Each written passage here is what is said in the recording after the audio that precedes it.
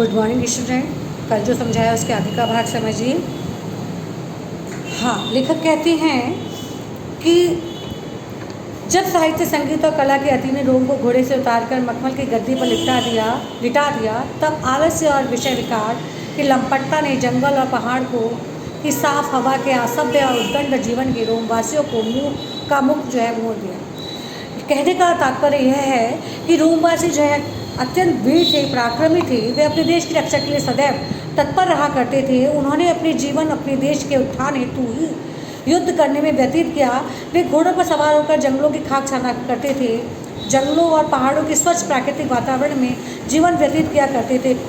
परंतु जब रोमवासी आलस्य की प्रवृत्ति से युक्त हो गए, तब वे केवल संगीत, साहित्य और कला में ही डूब गए। उन्होंने घोड़ों की पीठ को त्याग दिया, अर्थात उनके हृदय में सांसारिक विषय वासनाओं, भोग विलास की भावना जो है उसने कब्जा जमा लिया। वे विलासता में डूब गए। उनका जीवन नरम तकियों के सहारे मखमल की गद्दों पर बीतने लगा। कहने का भाव यह है कि श्रम साध्य जीवन में ही जीवन ज्योति जगमगाती है तो क्रियाशीलता को बनाए रखती है। परंतु रोम विषय भोग में ऐसा डूबा, आलस्य में ऐसा सोया कि आज तक वो उससे मुक्त नहीं हो सका। अर्थात आलस्य में आकंठ डूबे रहने के कारण रोमवासी अपने कर्तव्य से पतन हो गए। कर्तव्य का उन्होंने पतन कर दिया और उन्हें ज्ञान ही नहीं रहा कि कब वो अपनी उन्नति को छोड़कर अवनति की ओर उन्मुख हो गए हैं।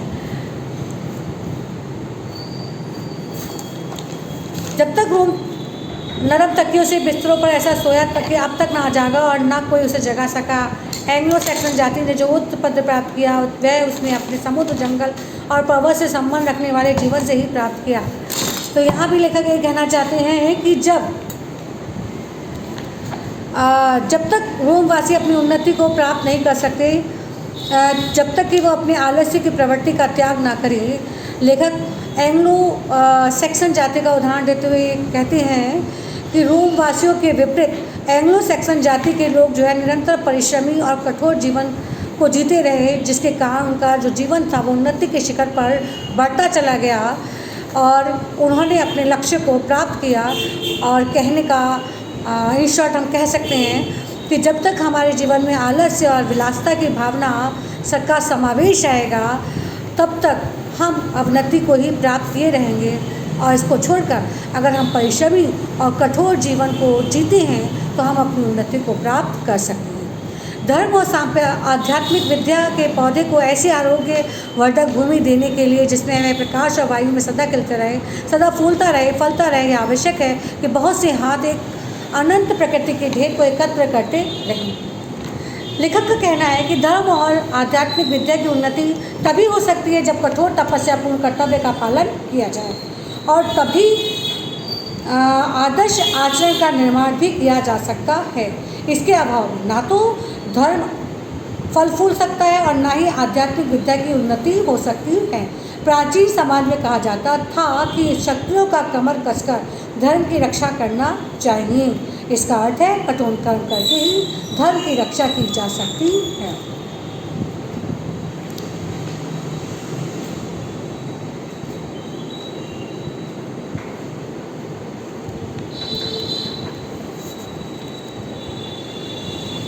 यदि कुल समुद्र का जल उड़ा दो तो रेडियम धातु का एक कण कहीं हाथ लगेगा। आषाढ़ का रेडियम क्या एक पुरुष का और क्या एक जाति का, क्या एक जगत का। सारी प्रकृति को खाद बनाए बिना, सारी प्रकृति को हवा में उड़ाए बिना भला कब मिलने का है। तो यहाँ पर लेखक मनुष्य को भौतिक और आध्यात्मिक उन्नति को प्राप्त करने के लिए अग्रसर करते हुए कहते हैं कि जब तक एक एक व्यक्ति अपने राष्ट्र, अपने आचरण के विकास, अपने धर्म के विकास के लिए स्वयं को प्रस्तुत नहीं करेगा, तब तक वो आध्यात्मिक उन्नति को प्राप्त नहीं कर पाएगा। जैसे क्षत्रिय कमर कसकर धर्म की रक्षा करते हैं, उसी प्रकार हमें भी अपने धर्म की रक्षा करने के लिए प्रयत्नरत होना चाहिए। क्योंकि लेखक का मानना है कि समुद्र के जल को उड़ाने के बाद ही रेडियम जैसी जो बहुमूल्य धातु है उस धातु के कण प्राप्त होते हैं।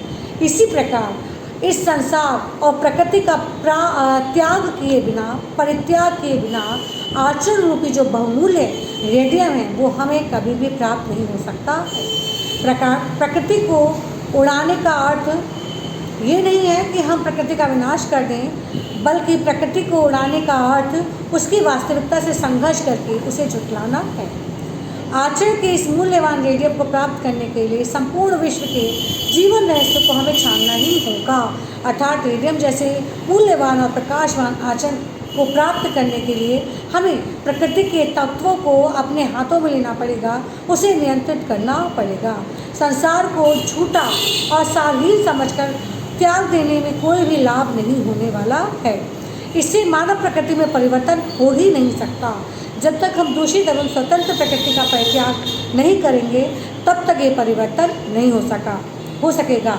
जब हम दूषित एवं स्वतंत्र प्रकृति का परित्याग कर देंगे, तभी ये परिवर्तन जो है वो होना संभव है। आचरण को प्राप्त करना इस प्रकार है जैसे समुद्र में डोरा डालकर उसमें से कुछ बूंदे अमृत प्राप्त करना। डोरा डालने का मतलब जानते हो ना, समुद्र मंथन की कथा को आपने सबने सुना होगा कि कैसे बड़े से पत्थर के दोनों सिरों पर डोरा बांधकर खींच कर समुद्र का विशाल समुद्र का मंथन किया गया था और उससे अमृत की प्राप्ति हुई थी। तो कठिन परिश्रम किया तब तो अमृत की प्राप्ति हुई। इसीलिए लेखक कहना चाहते हैं कि आचरण रूपी अमृत को प्राप्त करने के लिए समुद्र में डोरा डालकर उसमें से कुछ बूंदे अमृत की प्राप्त करनी होगी। विशाल मात्रा में धूल के कणों को छानने के बाद ही थोड़े से स्वर्ण की प्राप्ति होती है। उसी प्रकार संसार में आचरण प्राप्त व्यक्तियों को ढूंढकर उनके श्रेष्ठ कर्मों को समझकर आचरण रूपी मूल्यवान सोने को, स्वर्ण को प्राप्त किया जा सकता है। उसके लिए हमें कठोर प्रयत्न करना होगा, भरसक प्रयास करना पड़ेगा, आलस्य का पूरी तरीके से त्याग करना पड़ेगा। अगर हम आलस्य के कारण हाथ पर हाथ रखकर बैठे रहेंगे तो कभी भी इस बहुमूल्य आचरण को प्राप्त नहीं कर सकेंगे।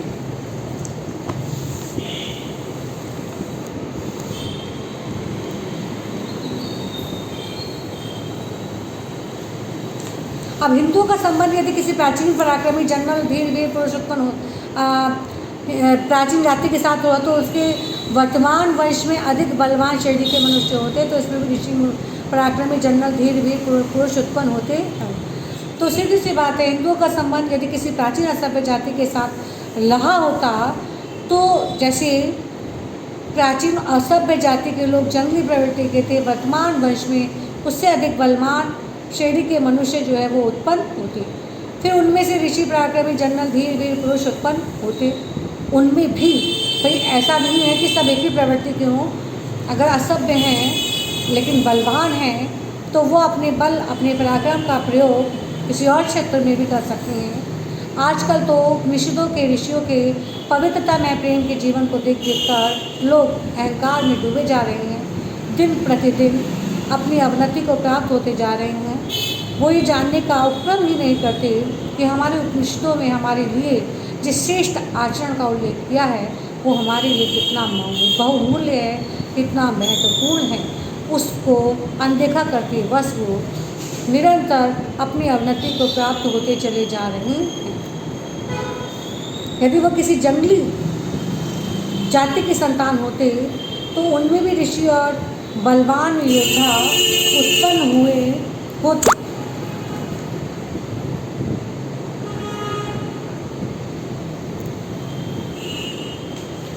ऋषियों को पैदा करने के योग्य असभ्य पृथ्वी का बन जाना तो आसान है, परंतु ऋषियों को अपनी उन्नति के लिए राख और पृथ्वी बनाना कठिन है। सीधी सी बात लेखक कहते हैं कि हिंदुओं की जो अवनति का कारण ये है कि उन्होंने अतीत के गौरव में डूबकर वर्तमान के कर्तव्यों से पूरी तरीके से विमुख कर दिया था अपने आप को। उन्होंने अपनी कर्म तपस्या को बिल्कुल भुला दिया था। वे दिन प्रतिदिन असभ्य होते जा रहे थे, जिसके कारण वो अपनी अवनति को प्राप्त होते जा रहे थे। अनेक वीर पुरुष उत्पन्न होते रहे हैं। लेखक कहते हैं कि ऋषियों को पैदा करने वाली पृथ्वी का बन जाना, उन्हें उसे अपना बनाना जितना सरल है उतना ही कठिन ऋषियों के व्यक्तित्व को आचरण में उतार कर अपनी उन्नति का आधार बनाना है। इसका कारण यह है कि ऋषि कठोर प्राकृतिक जीवन में भी उत्पन्न होते हैं। फूलों की शैया पर भी वे मुरझा जाते हैं, अर्थात ऋषि कठोर परिस्थितियों में ही निर्मित होता है। विलासिता एवं आलस्यपूर्ण जीवन से उसका जो ज्ञान है वो कुंठित होता चला जाता है। लेखक कहना ये चाहते हैं कि बेशक प्राचीन काल में यूरोप के सभी असभ्य थे, परंतु अगर वर्तमान की बात की जाए तो हम स्वयं असभ्य बन गए हैं। हमने अपने जीवन में आलस्य को सर्वश्रेष्ठ मान लिया है, उसी को प्रमुख रूप से ग्रहण कर लिया है।